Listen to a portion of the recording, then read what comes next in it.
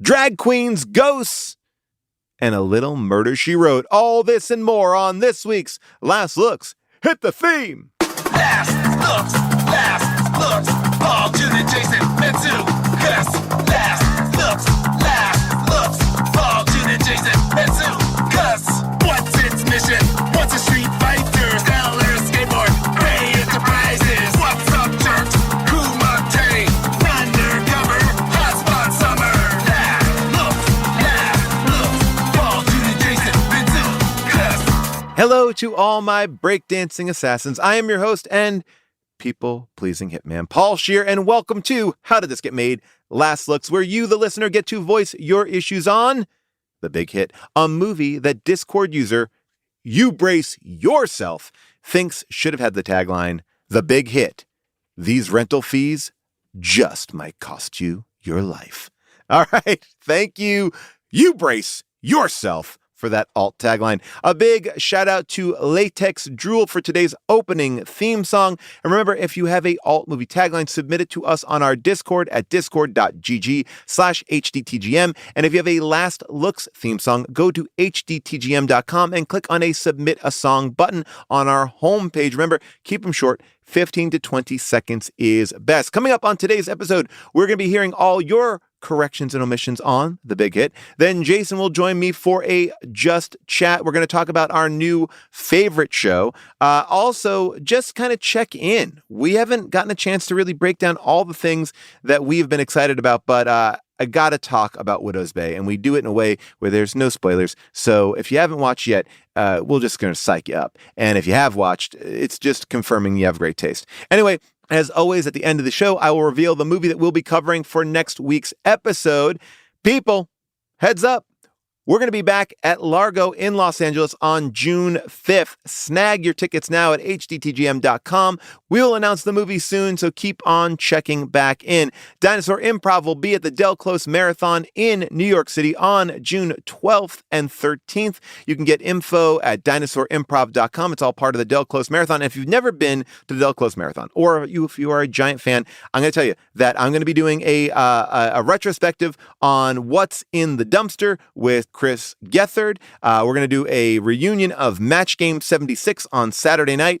Also going to be joining the George Lucas talk show. So many great shows that weekend. It's June 11th, 12th, and 13th. Come out. Check out Dinosaur. We're doing 2 big shows and also so many fun small shows around the Horn. All right, that is it for all the plugs, and let's get into it. Last week, we talked at length about The Big Hit. Well, we had questions, and we might have even missed a few things. Here's your chance to set us straight. Fact check us, if you will. It is now time for corrections and omissions. To whom it may concern, gonna drop some knowledge on you, so get ready to learn.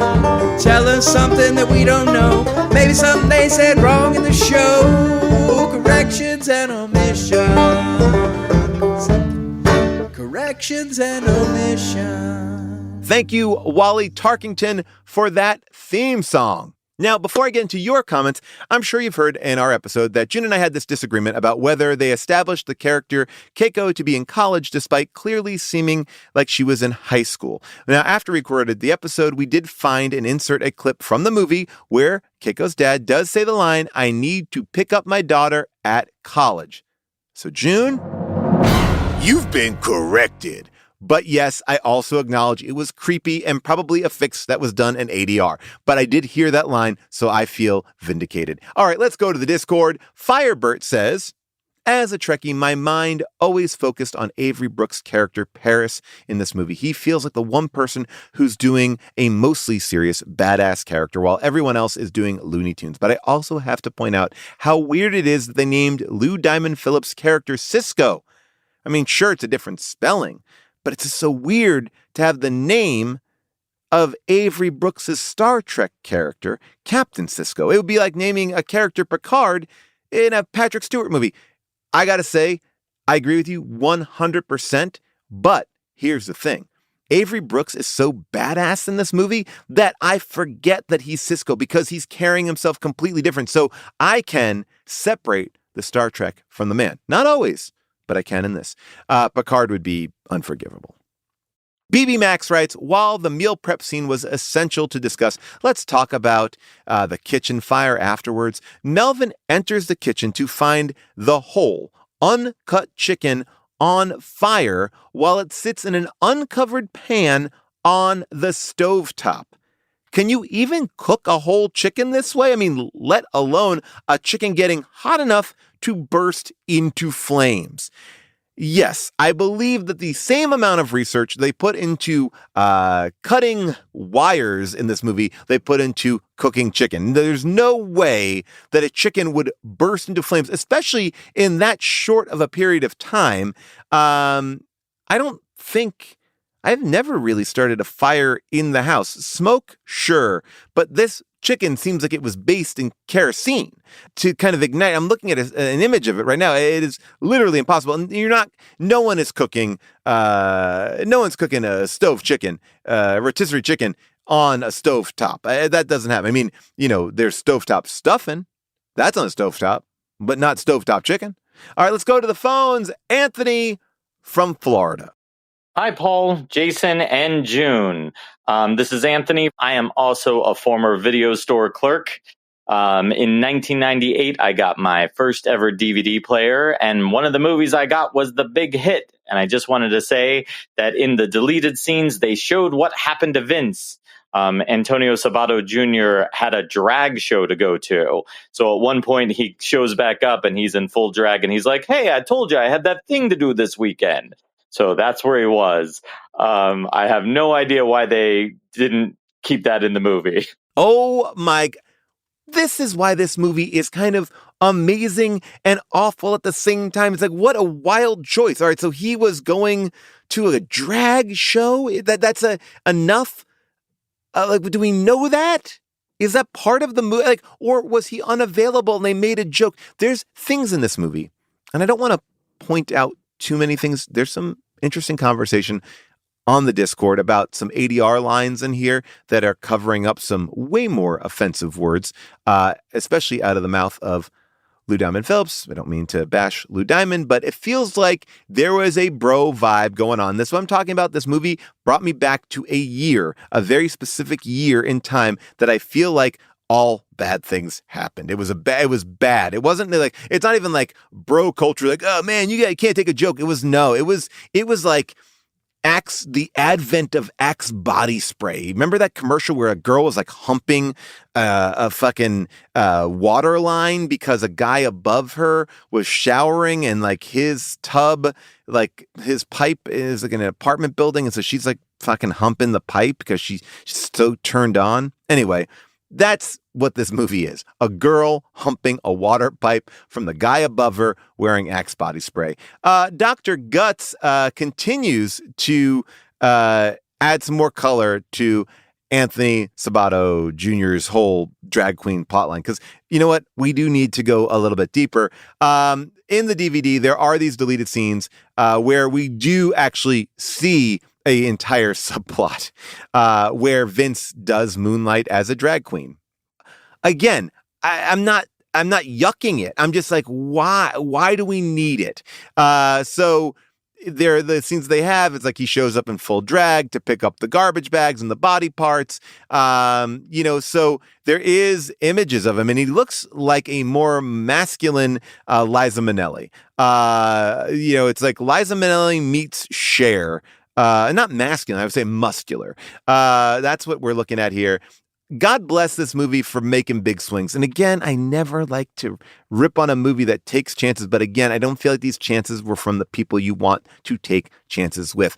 Luke from Portland, what do you got? Hey, Paul, this is Luke. I'm listening to the Big Hit episode right now. Lots of talk about movie rental shops. I just want to give a recommendation to come and visit Movie Madness in Portland next time you're here. It's an amazing movie rental shop. It's a part museum. They have 90,000 titles. I think it's the biggest movie rental shop this side of the Mississippi, maybe in the whole United States. I think you would really like to see it. I'd also be wondering if you know of any other great movie rental shops around the country that still exist. It's still a great thing. So Great episode. Thanks. Bye. I love this. I did not know about this. I've been to Portland so many times. I will definitely come and visit. And I'm so glad you brought this up because I just got an email from a friend about this brand new place that is opening in LA. It's actually in Vegas as well. It's called Back to the Video Store.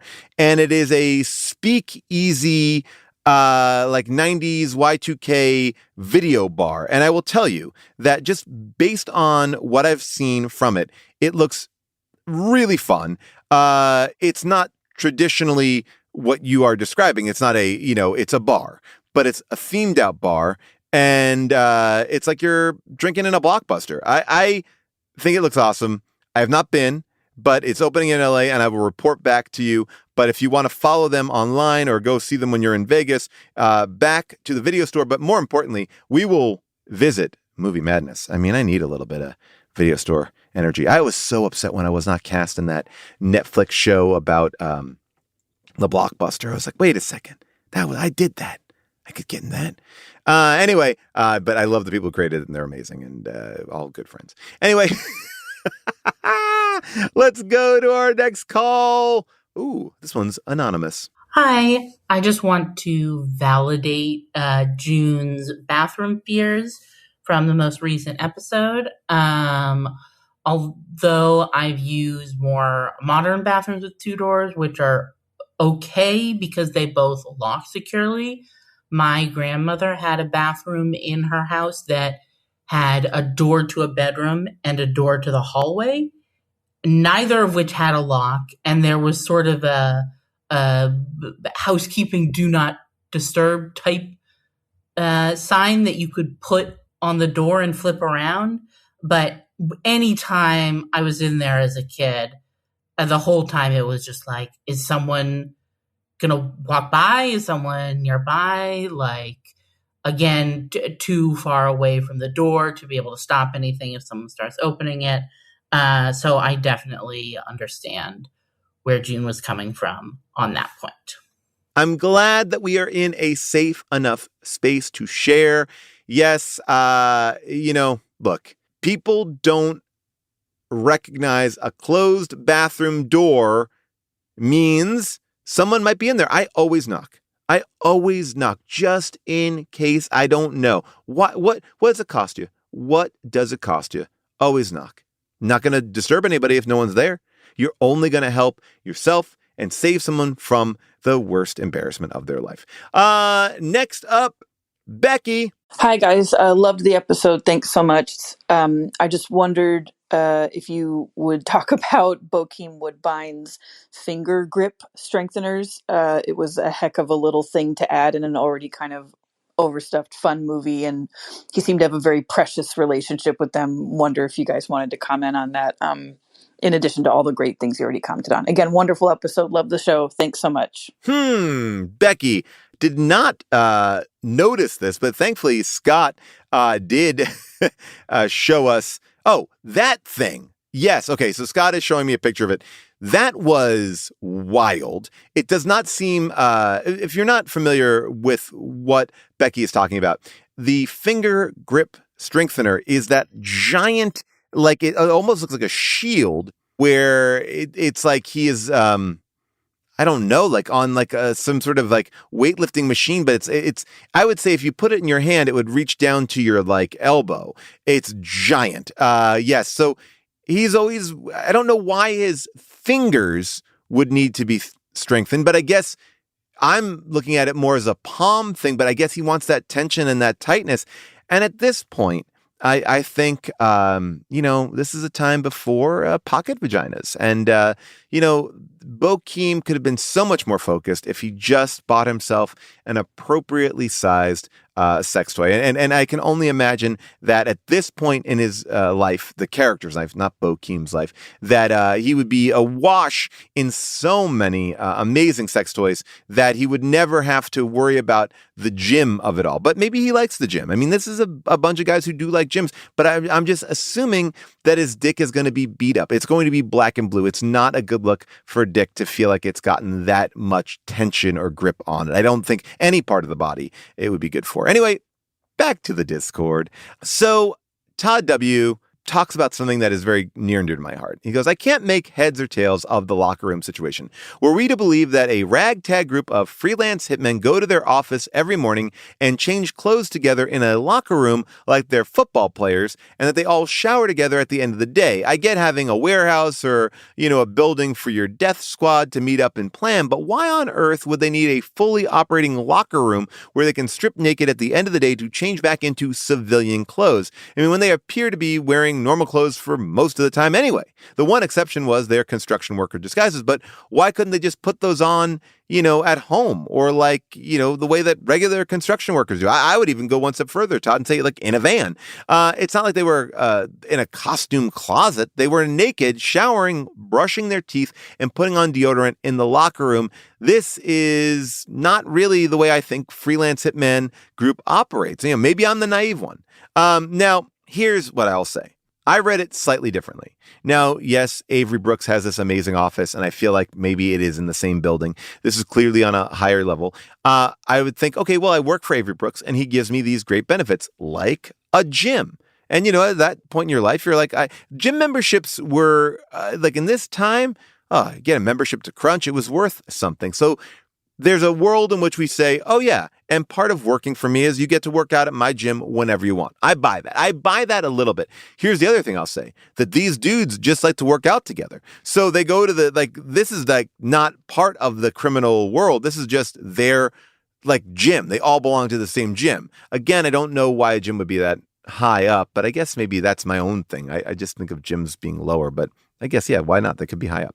All right. And lastly, we have a bespoke correction and omission, because this is possibly one of my favorite nitpicks with a movie. This is from a friend of the show, Mel Tomlin, who is just amazing, runs her own Bad Movie Nights. We often will exchange different takes on things. And Mel writes, as June mentioned, it was very weird that Mark Wahlberg's character was cheating on his fiancée with multiple women because he was a people pleaser. And it immediately made me think of a classic episode of Murder, She Wrote. Now, there is an episode from 1987 titled If It's Thursday, It Must Be Beverly, where during the course of the murder investigation, it is revealed that Deputy Jonathan Martin, whose wife was the murder victim, yikes, had been sleeping with a different woman in Cabot Cove every day of the week, seemingly because he was also a people pleaser. He said he slept with one of the women because he didn't want to hurt her feelings. So I guess, this is, it's not coming from me, but it's coming from Mel. June, you've been disproven once again, okay? Learn from me, learn from Mel. All the things are in there, okay? There's nothing that doesn't make sense in this movie, okay? We are gaslighting you right now, so take it. So many great corrections and omissions this week, but there can only be one that is the best. And I will say, honestly, yes, we've talked about burning chickens. We've talked about strength grips. We've talked about deleted scenes. But I will say, for anyone to draw the line from this movie to a mid-series episode, not mid like in quality, but mid as in how many seasons in, a mid-series episode of Murder, She Wrote, and being able to use that to prove June wrong. Well, guess what? Mel, you are this week's winner, and your prize for having the best submission is that we will be mailing you a bottle of premium hand lotion purchased by Bokeem Woodbine's character Crunch in the movie. Don't worry about sending us your address. We use Trace Buster on the message to track down your location. So you should be enjoying silky smooth hands, courtesy of Crunch's lotion, within 3 to 5 business days. By the way, we didn't bring it up, but somebody did also bring up that there's no reason for the man who invented Trace Busters would ever go broke, because that technology is pretty fucking amazing. All right. And for all of you who didn't win this amazing prize of the hand lotion, you can try your luck next episode by submitting your corrections and omissions on our Discord, or by leaving us a voicemail at speakpipe.com/HDTGM. And I got to say, wow, The quality of these messages are just A+. Thank you for jumping on SpeakPipe. It sounds so much better, and I hope more and more people leave messages because I love hearing your voices. Coming up after a quick break, Jason will join me for a Just Chat. Stick around. Welcome back. By now, I'm sure you've all noticed that every Tuesday we re-release classic How Did This Get Made episodes into our feed in honor of the new Mortal Kombat movie in theaters. This week's classic episode was the original 1985 Mortal Kombat movie, and next week's classic re-release will be the best movie about a woman who falls in love with her dog. That's right, we are talking about Love on a Leash with our favorite co-host, Jessica St. Clair. So keep checking out all of our replays of classic episodes every Tuesday. And without any further ado, it is now time for Jason to pop in for a Just Chat. Chris Finke, play us in. If your bookshelf's getting dirty, you better dust that. If a barrel's all corroded, it's a real rust vat. Your fedora sitting crooked, adjust hat. With Paul and Jason on the mic, you know it's Just Chat. Just Chat. Jason, I want to get right into it. Let's jump right in. We have not been able to break down some of the things that we've loved for a little bit of time, and I wanted to just check in with you. I didn't want to put pressure on you because it's fairly new, but have you been watching Widow's Bay? Katie Dippold's Widow's Bay. I am heartbroken to say that I have not watched it yet. Okay. Absolutely gutted that I can't jump in right now. Well, here's the thing. I imagine a handful of our listeners are also in the same boat as you. And I'm going to say, put it at the top of your list. It is so funny. It's really beautifully done. It's directed so well. Hiro Murai, who you know from Atlanta and so many other great things, really captures something that is so distinctly unique. Katie Dippold, friend of ours from UCB, she created this show. It's been in our head for a very long time. But here's the thing I will say, and without any spoiler, because I don't want to give you any, I want you to enjoy it the way that I watched it. What she is able to do with these scenes, it feels like great long form improv scenes because the little tags and quirks of the people it makes me cackle so loudly because it's the thing that someone would yell in a back line or walk across and say, and it's completely in the world. And it's just little details like that throughout are killing me. And the show as a whole is fantastic and scary, but it is those little details. I have not seen any show do that. Just a meek little like, well, I'm over here.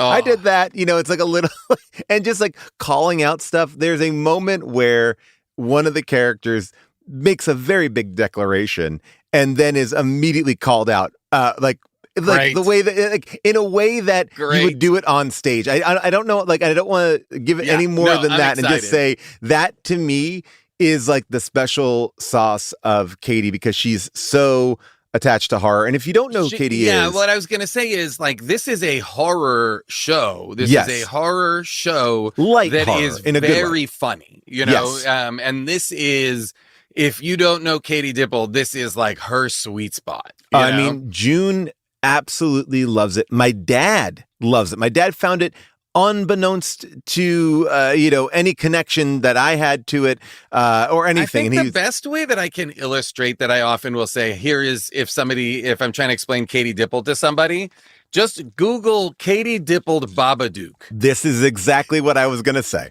This is the thing. She is mostly known. She's a brilliant screenwriter. We perform with her in Dinosaur. She wrote The Heat and Ghostbusters, so many different films, but she is a meme online because she is dressed fully as the Babadook at a Halloween party, and where nobody else is dressed up. No one, and it is this shot that really.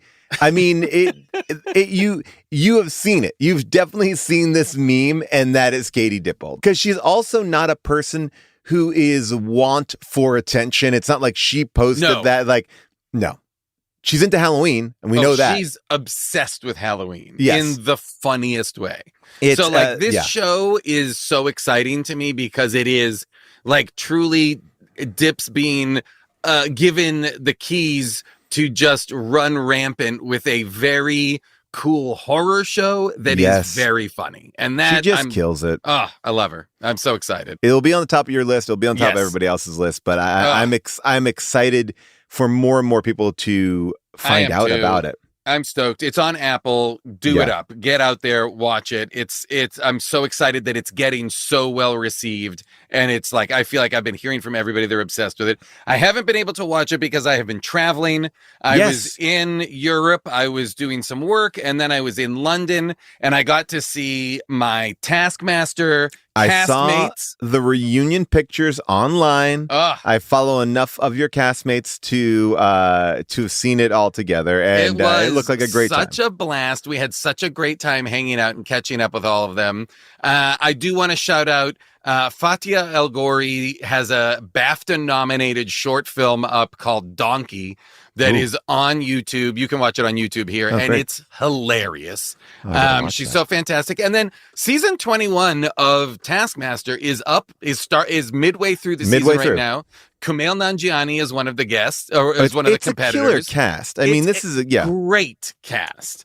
It's, I would say, more famous than in recent note, like like in the sense that Armando know a couple Iannucci's in there, the creator of Veep and a number of other things. Surprised that he did this, like in not just a while, and he's having a blast. Oh he's my having gosh, a blast! It's a great season. They're all great seasons. Listen, we love the show, but it's a particularly funny season that I think is absolutely worth everybody watching.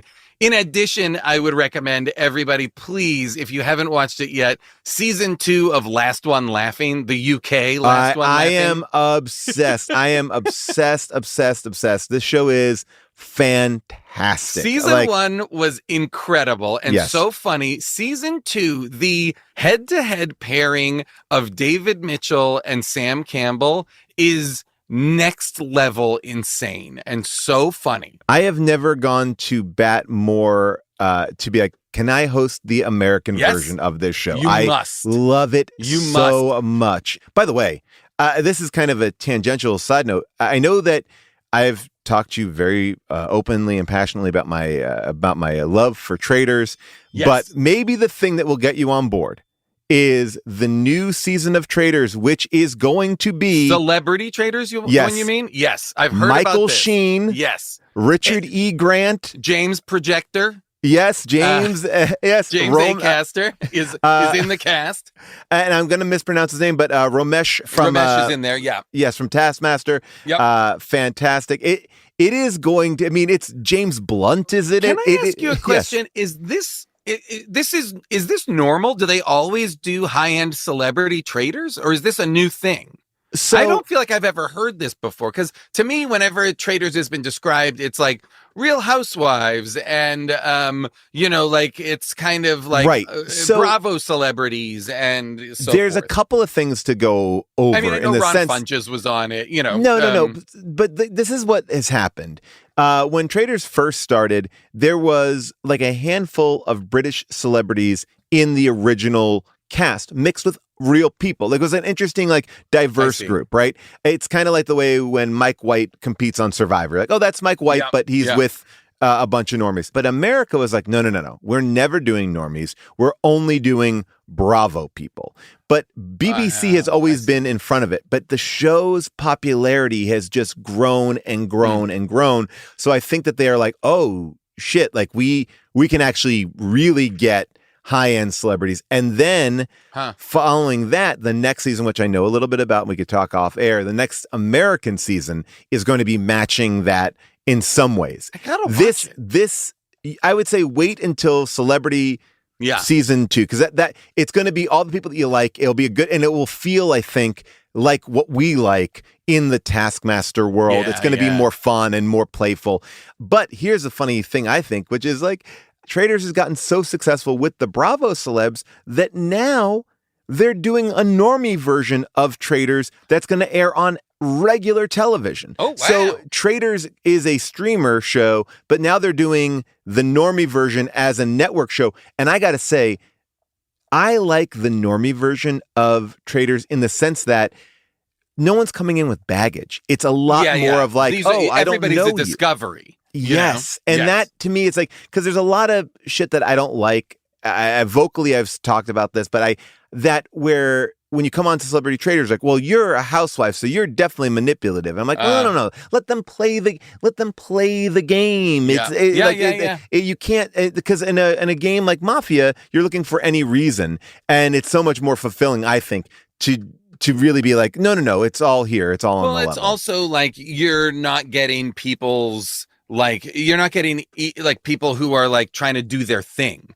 If it's normal people, you are really just getting to know these normal people, and then my ultimate issue with the entire show is you can't pick if you're a traitor or not. You are picked by Alan Cumming or, by the host picks you. So even if you are the most manipulative person, it means nothing because you have no control over who you are. It's not like I get to choose what side I'm on. Like, and that's part of the fun of the show is like when they bring on, Travis Kelce's mom, and they make her a hidden traitor, then people really attacked her. I guess I didn't know she was on there. Oh, that's funny. So Mama Kelsey was on and could not really keep a straight face in the deliberation. So she was booted relatively quickly. Oh my God. Oh, that's great. I love it. So anyway, I will say that I feel like if you wait for season 2 of Celebrity Traders, I believe that will be a great time for you. And you will also get who I think is fantastic, Claudia Winkleman, who is the BBC host, and she is just a wildly funny weirdo. Oh, great. Yeah, in a great way. Perfect. I'll watch that. All right, so you've been traveling, which means a lot of time on planes. A lot of time in hotel rooms, but frankly, a lot of time not having access to like my shows or my stuff. Yeah. Because it's not partially why I wasn't able to watch Katie Dippold's show is because I couldn't get any Apple TV stuff. You're not rocking some sort of VPN. I travel now with a Roku thing. That gets me some stuff, but Apple, HBO, I don't know how to do a VPN on the Roku, I guess is what I would have to do. I'm certain it can be done. I also like when I'm in different countries to kind of partake in what's going on there. I watched a lot of I'm flipping around Italian television. I'm just flipping around seeing what's what. Let me ask you. Yeah. We won't talk about what you did, but you're in Italy. Yes. How are you approaching dining in Italy, knowing the egg allergy is. So I had a card printed up in Italian that explains my allergy in detail. Now, that being said, I used it only a few times. Almost everybody was very attentive and very on top of allergies, which I was very surprised by. And so even though it was very stressful, and even though there was a lot of eggs in a lot of the meals, I was able to navigate pretty safely. And so, knock on wood, had no bad experience. That's amazing, because it is, to me, it's like there's egg and pasta, everything, like all these little time. These all things. The breads, all the pastas, all the desserts, all the breakfasts. But this is why you look so good. You can come back from a little time spent in Italy and not have taken any of that weight. I had pasta a couple of times. It worked out a couple of times, but mostly for me, like, I'm in Italy having grilled fish and a caprese salad. I'm eating very clean as opposed to everybody else who's going bananas. I mean, it's so good. I know we've talked about it, but I cannot recommend enough The Fall and Rise of Reggie Dinkins. My God. It is pound for pound the most joke-dense, funniest show on TV, full stop. It's phenomenal. Well, I got to tell you, there's a joke where it's not a plot joke, it's just a joke. Yeah. And I'll see if you remember it. It's like in the second to last episode, and they go to a deli. Reggie has like a sandwich at a deli, and they kind of have this moment with the delicatessen guy. And through the course of this conversation, the delicatessen guy is like, "Wow, I sell animal slices." Slices of animal. And he just said, like for cold cuts, and he has this like existential crisis. I laughed. It's so hard at this. Funny. I've never thought of cold cuts as slices of animals. Up animals. Yeah. And then I wrote to our friend Meredith Scardino, who is the creator of Girls Five Ever, whose name was on the episode. And I was like, that is one of the hardest I've laughed watching an episode.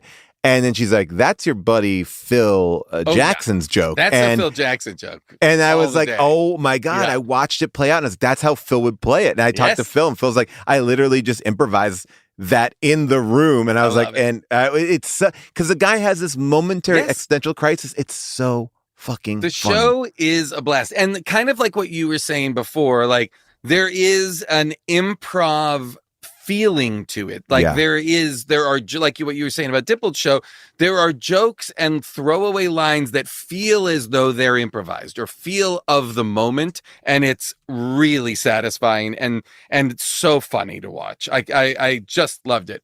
Do you know who I thought was phenomenal on that show? I mean, the Megan Thee Stallion? Always. I mean, Megan Thee Stallion was so funny in the show. Truly, everybody in the show just like crushes. Like Megan, like her bit with Radcliffe is so good. Funny. But the one that I was like blown away by was Anna Camp. Anna Camp, who plays great episode. I was like, oh wow, it's such a fun, because I think it's hard on a show like that to kind of come in and like up the stakes even more and like play in a different thing. And they do that. Also, it's really hard to come into a show that already has so many bananas characters. That's And to be the focal point of that episode. So it's not like, oh, she's got a couple of scenes, she's going to do her thing. No, that episode is really about her in a way that is like really hard and challenging. And I thought she was absolutely hilarious. Just killed me. Just like literally, I was like, oh man. And it's just funny because like, I just feel like to me, I'm like, oh, I didn't even expect her to be able to come in and do that. Yeah. You know, so. I loved it. I loved it. Dark Winds season 4 is happening now. It is, I mean, I remain on record as saying I think Dark Winds is the most underrated show on television right now. It is, I don't understand a world in which this isn't the show everybody's talking about all the time. It is absolutely phenomenal. Well, now, I'm gonna probably ask another question where you're gonna be like, no, I've not had a chance to catch up on this, but I'm gonna ask it nonetheless. Have you watched The Comeback, the new season? Although I'm not caught up on it. I watched the first. That's a good example of I watched the first chunk, and then HBO was one of the shows, one of the things I couldn't get. Got it. So I've got the last half of the season to watch. Another great, I love that we have adopted, or we have been able to adopt, a certain British model for these shows where it's like, oh, we can come back whenever we want. Like when Alan Partridge comes back, it's always wonderful and great. Which, by the way, I think he just came back in something else because he just won a BAFTA at the recent BAFTA ceremonies. He did something last year. Yeah. Yes. So it's like, I'm always kind of, but I think the comeback this season is really, really, really interesting. I also rewatched the previous comeback before this season. Nice. I rewatched the old ones, and they are just so funny. I mean, that is one of the most consistently hilarious series that's ever been. So saying that, like, this season is, I mean, if in the very broadest way, Valerie Cherish is brought in to be the center of a show that is written by AI. Yeah. And I had this conversation with June last night because she's like, well, the show is bad, but people are watching. I'm like, June, though, if you look at season 1 and 2 of The Comeback, those sitcoms written by human writers are equally bad. Like, there's no discernible quality difference between any of these shows, which is, funny. I think, is also like just meta commentary too. It's like they're all about the same level, but people will tell you that show is great. But I think that is also intentional. There's some great. It's another show that has just an amount of jokes coming at you that are so satisfying and land so hard. And I just think Kudrow is unreal. I mean, she's unreal as that character. Truly fantastic. I mean, they definitely,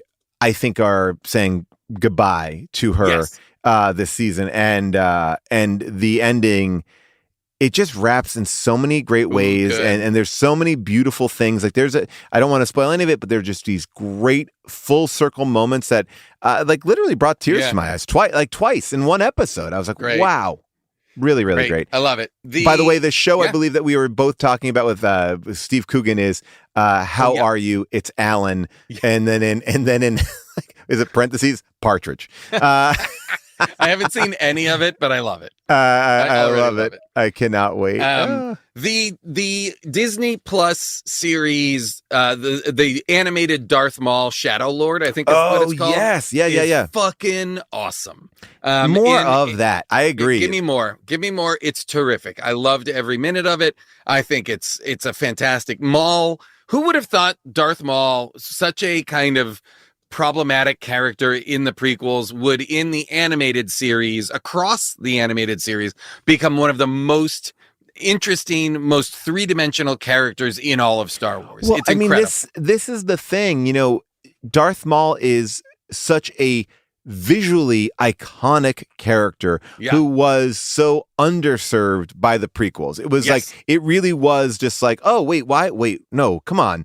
And no character really lived up to that level of look besides him in those prequel films. And the fact that they are able to do this, the Clone Wars, everything was so much better in this show animated. It is a great world to be, these stories to be told, not just to be villains that are dealt with their really build them out and build him like a character who, correct me if I'm wrong, I'm pretty sure I'm right. Darth Maul doesn't talk in the prequels. No. And he talks so much in these animated series, and his growth is so fantastic. And they're shining a light on periods of Maul's life that we just haven't seen yet. And it's gangster stuff. It's smuggler stuff. It's all crime stories inside of Star Wars, just as the Empire has taken over. It's fantastic. I wanted to say that there's a thing I saw online, and I'm just repeating somebody else's observation, so I'm not taking it as my own. But they said one of the most badass things about Darth Maul is that in the first prequel series, he does not know that Anakin is anything special. And he is chasing him down on the motorcycle, ready to kill him. It is one of the most bad. He's like, oh, no, I'll just kill this child. I don't even, there's no, he knows very little and is ready to go. And it's like, that really is like, I never thought of it like that. It made me laugh so hard because it's like, oh yeah, this is just a kid who's kind of good at pod racing. That's all he's doing. And he's like, gotta kill this kid. Gotta kill him. Got to kill it. Oh man. I know I mentioned it, I think maybe last time we spoke, but I did want to thank one of our listeners very kindly after I requested that people send me Film Club, the Amy Lou Wood show. Somebody sent it to me, and I got to say it's one of the most wonderful watches I've had in a long time. It is so sweet and so heartfelt, and it's all about the movies, and it's all about how we feel about the movies and how they interpret and allow us to exercise and exorcise our emotional interiority. And it is dynamite. It's so funny and so sweet and so heartbreaking. And it's 6 episodes. It's a little bit hard to find, but I really urge everybody to seek out Amy Lou Wood's Film Club. But by the way, one of the great things about being in our Discord is access to certain things like this. As we talk about this, people continue to help us out, whether it's direct messages or even simply have access to things that we might not even have access to. So the Discord is not just about this show. It is about the community around the show. Everybody is amazing. Before we disconnect the Discord, here's what I will say.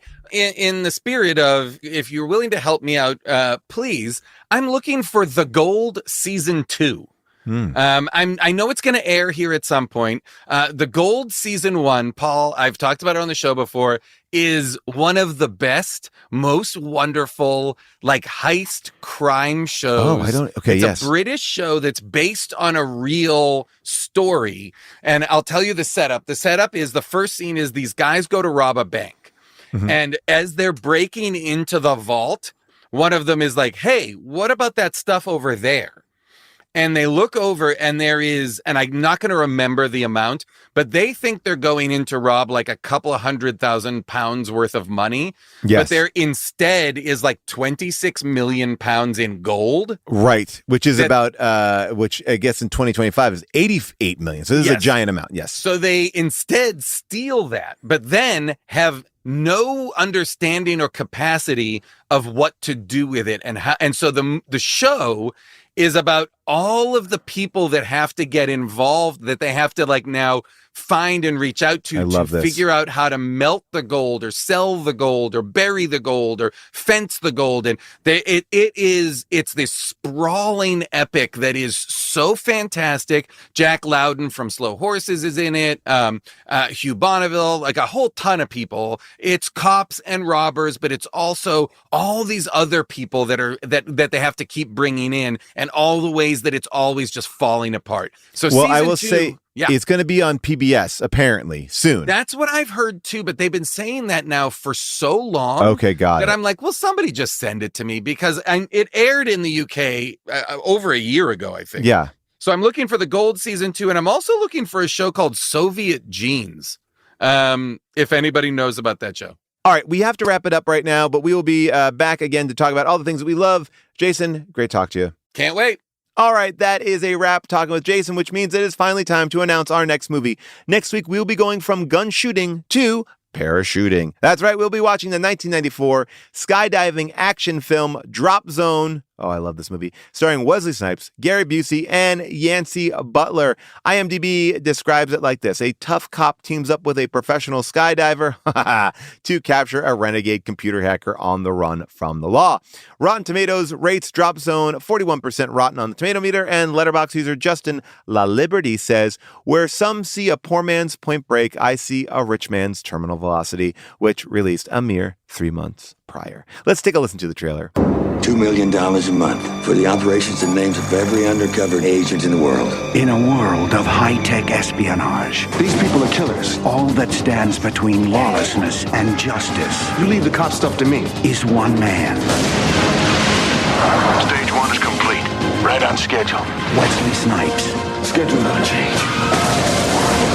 Drop Zone. Rated R. Starts Friday, December 9th at theaters everywhere. If you want to watch Drop Zone, you can stream it for free on Hoopla or rent it at all the usual places that you rent movies. That is it for Last Looks. If you listen to us on Apple Podcasts or Spotify, please rate and review us, and make sure you are following us and have automatic downloads turned on. It helps the show, and we appreciate it. You can visit us on social media at HDTGM, and a big thank you to our producers, Scott Sonny, Molly Reynolds, and our engineer, Casey Holford, as well as our social media manager, Zoe Applebaum. And of course, we will forever be thankful to the one and only Avril Halley. We will see you next week for Drop Zone.